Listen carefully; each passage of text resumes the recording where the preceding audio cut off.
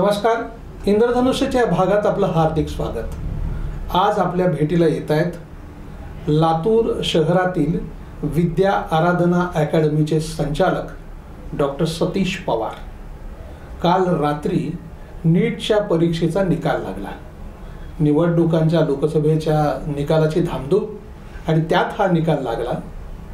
आज आपण एकूण विद्या आराधना अकॅडमीच्या क्लासेसमधनं नेमके किती विद्यार्थी मेडिकलला प्रवेश करतील, BAMS आणि अशा तत्सम वैद्यकीय अभ्यासक्रमामध्ये प्रवेश करू शकतात, थेट आपण त्यांच्याकडून हे समजून घेणार आहोत. सर नमस्कार. नमस्कार सर. नमस्कार. विद्या आराधना अकॅडमी ही नेमकी तुम्ही कधी सुरुवात केली आणि त्याचं यश हे चढत्या क्रमानं कसं वाढतंय जरा आमच्या दर्शकांसाठी सांगा. 2 जून 2021ला साधारणपणे 3 वर्षापूर्वी श्री विद्या आराधना अकॅडमीची स्थापना मी आणि श्री संजय लड्डा सर आम्ही दोघांनी मिळून लातूर शहरामध्ये केली. आणि मागच्या केवळ 3 वर्षामध्ये एक अतिशय उत्तम अशा स्वरूपामधला प्लॅटफॉर्म एज्युकेशनल सिस्टम्समध्ये, ज्यामध्ये नीट असेल, JEE असेल, CET असेल, ॲडव्हान्ससारख्या परीक्षांचं प्रिपरेशन असेल, याच्या संदर्भामध्ये तयारीसाठीचा एक उत्तम प्लॅटफॉर्म म्हणून श्री विद्या आराधना अकॅडमीचं नाव आज संबंध राज्यातनं आणि देशभरामध्ये घेतलं जातं. सुरुवातीच्या कालखंडामध्ये ज्या वेळेला विद्यार्थी संख्या कमी होती आणि हळूहळू जसजशी विद्यार्थी संख्या मागच्या 2-3 वर्षांमध्ये वाढत गेलेली आहे, तसा यशाचा आलेखसुद्धा वाढत गेलेला आहे. थोडक्यात सांगायचं जर झालं तर सर, काल आपण जसं म्हणालात की नीटचा रिझल्ट आला. 2024ची परीक्षा 5 मेला झालेली होती आणि रेकॉर्ड ब्रेक टायमिंगमध्ये NTAनं ह्यावर्षी केवळ 29 ते 30 दिवसाच्या कालखंडामध्ये 29 दिवसामध्येच नीटचा रिझल्ट डिक्लेअर केला. अनेक अर्थानं हा रिझल्ट खूप महत्त्वाचा आहे.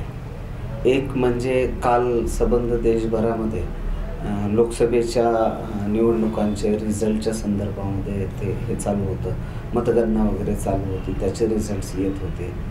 आणि त्यात परत काल दुपारी 4-4:30च्या दरम्यान NTAने नीटचा रिझल्ट 5 मेला घेतलेल्या परीक्षेचा रिझल्ट डिक्लेअर केला.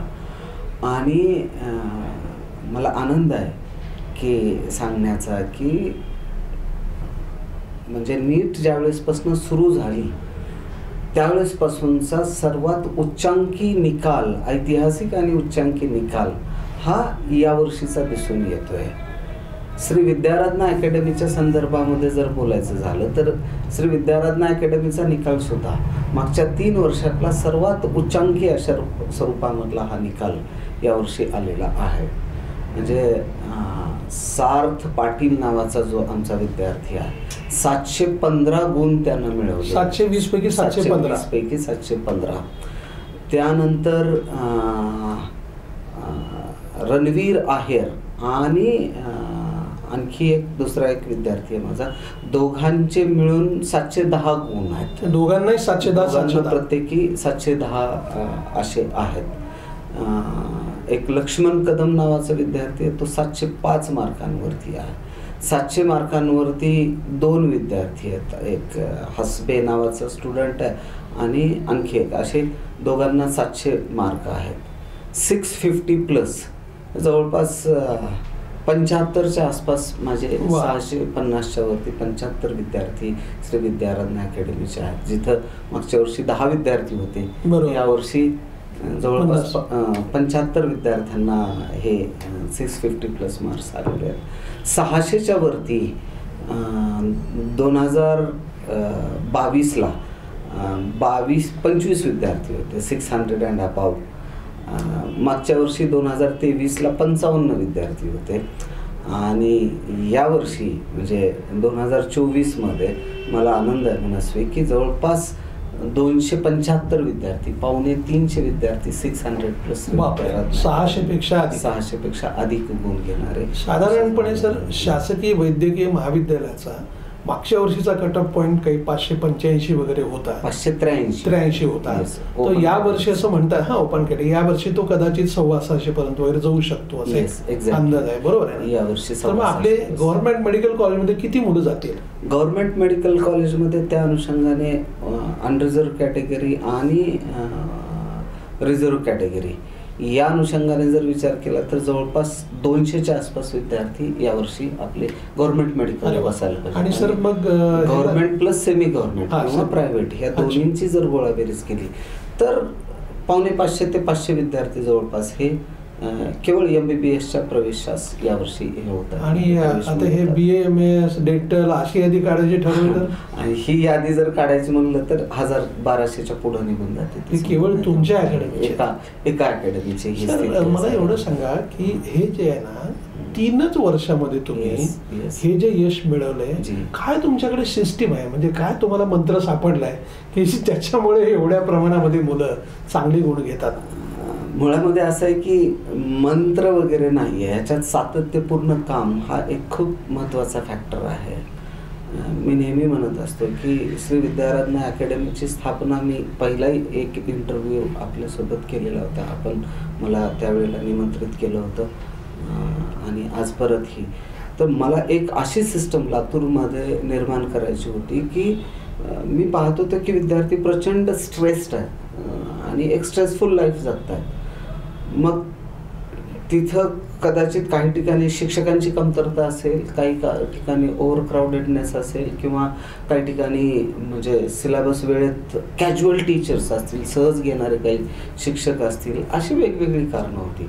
परफेक्ट एक्झाम सिस्टम नव्हती.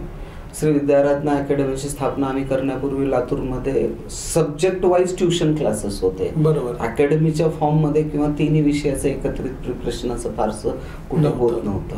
पण त्याला कन्सॉलिडेटेड एफर्ट्समध्ये आपण आणलं. त्यामुळं एक परिपूर्ण अशा स्वरूपामधलं नियोजन असेल, त्याचं इम्प्लिमेंटेशन असेल, त्यानंतर चांगल्यात चांगले शिक्षक असतील, सिलेबस वेळेत पूर्ण करणं असेल, एक्झामिनेशनचा जो क्वेश्चन पेपरची जी क्वालिटी आहे ती तंतोतंत NTA मॅच किंवा त्यातला जवळपास जाणारे अशा स्वरूपामधले प्रश्नसंच असतील. केवळ एवढंच नाही तर परीक्षा तुम्ही कसं ऑर्गनाईज करता हाही एक खूप महत्त्वाचा फॅक्टर आहे. आणि त्यामुळे या सगळ्यांचा एकत्रित डाऊट सॉल्विंग असेल, रिव्हिजन असेल, या सगळ्यांचं एकत्रित इफेक्ट, कन्सॉलिडेटेड इफेक्ट म्हणजे हा एकदम असा खूप स्टीप अशा स्वरूपामधला जो ग्राफ आपल्याला विद्याराधना अकॅडमीच्या यशाचा दिसतो तो अशा स्वरूपामधला आहे. त्यामुळे हे प्रामुख्यानं त्याच्या पाठीमागची खरी सूत्र आहेत असं म्हणायला हरकत नाही सर. नाही आता काय सर की बघा आता लातूरमध्ये म्हणजे आपल्या देशामध्ये जेवढे काही क्लासेस आहेत खाजगी ते सगळे आता लातूरमध्ये आलेले आहेत. अशा मोठ्या स्पर्धेत तुम्ही हे जे तुमचं स्थान निर्माण केलंय तर त्याचं काय गमक आहे? म्हणजे कारण स्पर्धा प्रचंड आहे, विद्यार्थी संख्या देशभरातून तसं आता म्हणजे देशात कोटा आणि महाराष्ट्रात लातूर, ओके नाही. तर मग अशा स्थितीत तुमचं वेगळं स्थान निर्माण करताना तुम्ही जे आता हे मुद्दे सांगितले यापेक्षा आणखीन काही वेगळं वैशिष्ट्य आहे का? एकतर बघा सर की ज्या वेळेला आपण विद्यार्थ्यांना स्पर्धा शिकवतो किंवा त्यांना स्पर्धेत उतरण्यासाठी प्रवृत्त करतो किंवा मोटिवेट करतो, इन्स्पायर करतो, हे जेव्हा आपण विद्यार्थ्यांना सांगतो त्यावेळेला इन्स्टिट्यूट लेवलवरती आपल्याला पण तेवढं स्पर्धात्मक राहावं लागतं. ही सगळ्यात महत्त्वाची गोष्ट आहे. त्याच्यामध्ये असणारे सगळे लूप होल्स कदाचित असंही असू शकेल, माझ्याही सिस्टीममध्ये लहान सण काही गोष्टी असू शकतील ज्या अद्याप मी इरॅडिकेट नाही करू शकलेलो. मग त्या छोट्या छोट्या गोष्टी वाईप आउट करून किंवा त्या इरॅडिकेट करून त्याच्यावरतीच जेव्हा आपण काम करत राहतो आणि विद्यार्थ्यांना सातत्यानं एक मोटिवेटेड एन्व्हायरमेंट, अभ्यासासाठी मोटिवेटेड एन्व्हायरमेंट जर आपण क्रिएट करून दिलं, त्याच्या जोडीला चांगल्यात चांगले शिक्षक जर उपलब्ध करून दिले आणि एक प्रॉपर सिस्टम जे त्यांच्या मनामध्ये विश्वास निर्माण करू शकतं. मी सगळ्यात महत्त्वाची गोष्ट काय केली असेल सर तर विद्यार्थी आणि पालकांच्या मनामध्ये एक विश्वास निर्माण केले की yes we can do it आणि हे इथंच होणार आहे. आणि ते तसंच आहे, म्हणजे ज्या पद्धतीनं प्रोग्रामिंग राबवतं, ज्या पद्धतीने शिक्षक वर्गामध्ये शिकवत आहेत त्याचा जर एकूण आढावा घेतला, ज्या कालखंडामध्ये आपण सिलेबस कंप्लीट करतोय, दिलेला शब्द पाळणं, म्हणजे काय आहे की आपल्या घरामध्ये पाहतो आपण लहान मुलं पालकांना बरोबर इमिटेट करतात ना, ॲज इट इज इमिटेट करतात. हे विद्यार्थी आहेत. हे तसंच जो टीचर असेल किंवा जो कोणी सोकॉल जे कोणी चालवणारे असतील त्यांना ते इमिटेट करणार आहेत. मग त्या पद्धतीनं आपण जर ती भूमिका बाळगली तर मला नाही वाटत याच्यापेक्षा वेगळं काही हा रिझल्ट जनरेट करण्यासाठी लागतं. आणि मग स्पर्धा तर कुठेही असणारच आहे. शेवटी मी हा एक वेगळा विचार करतो, ठीक आहे ते कोट्यातनं आले, सुरुवातीला त्यांची रोपटं लहानच होती, खरं आहे. काळाच्या ओघामध्ये ती मंडळी मोठी होत गेली आणि ते आपल्यापर्यंत पोहोचली. We too have the abilities. आपण जे लातूरमध्ये काम करतोय, आज देशात कोट्याचं नाव घेतलं जातं. माझी अशी धारणा आहे की पुढचं कोटा लातूर असलं पाहिजे. क्या बात. आणि तेवढं पोटेन्शियल सर निश्चितपणाने लातूरमध्ये आहे. काही गोष्टींवरती काम केलं तर पुढच्या काही वर्षामध्ये शुअरली लातूर हे कोट्यापेक्षा सुद्धा मोठं, म्हणजे आपण प्रति कोटा म्हणण्याचं काही कारण नाहीये. लातूर हेच नाव कोट्यापेक्षा मोठं होणं अपेक्षित आहे. आता एक शेवटचा प्रश्न, तुम्ही 2 वर्ष प्रयोग जे केलेत की तुम्ही ऍडमिशन क्लोज करतात, साधारणपणे खाजगी शिकवणीमध्ये असं करत नाहीत, पण गेल्या 2 वर्षापासून तुम्ही ऍडमिशन अमुक एक तुमची संख्या आली की बंद करतात. तसंच याही वर्षीचा पॅटर्न आहे का? बिलकुल. ह्याही वर्षी आम्ही त्याच पद्धतीने जाणार की एका विशिष्ट ह्याला मला ज्या वेळेला हे होतं माझं इन्फ्रास्ट्रक्चर संपलेलं आहे किंवा माझ्याकडे उपलब्ध असणाऱ्या शिक्षकांची संख्या संपलेली आहे, त्यावेळेला शिक्षकांपेक्षा सुद्धा इन्फ्रास्ट्रक्चर संपलेलं आहे. हे ज्या वेळेला मला हे होईल त्यावेळेला मी ॲडमिशन क्लोज परत एकदा मी तो बोर्ड लावून. कारण म्हणजे तुम्ही किती ओढून घेताय याच्यापेक्षा तुम्ही सॅटिस्फॅक्टरली किती काम करू शकता, कम्फर्ट झोनमध्ये किती काम करू शकता, आणि जो शब्द आपण विद्यार्थ्यांना दिलेला आहे तो कशा पद्धतीने आपण पाळू शकतो, हा याच्यातला सगळ्यात महत्त्वाचा फॅक्टर आहे असं माझं वैयक्तिक मत आहे. सर धन्यवाद, आपण वेळ दिलात. यावर्षी तुम्हाला मिळालेले जे यश आहे यापेक्षा अधिक यश पुढच्या वर्षी मिळू या शुभेच्छा. थँक्यू. आपण मला बोलवलं त्याबद्दल आपलेही मनस्वी धन्यवाद. दर्शक हो, आपल्याला हा जर व्हिडिओ आवडला असेल तर तो लाईक करा, फॉरवर्ड करा व सबस्क्राईब करा.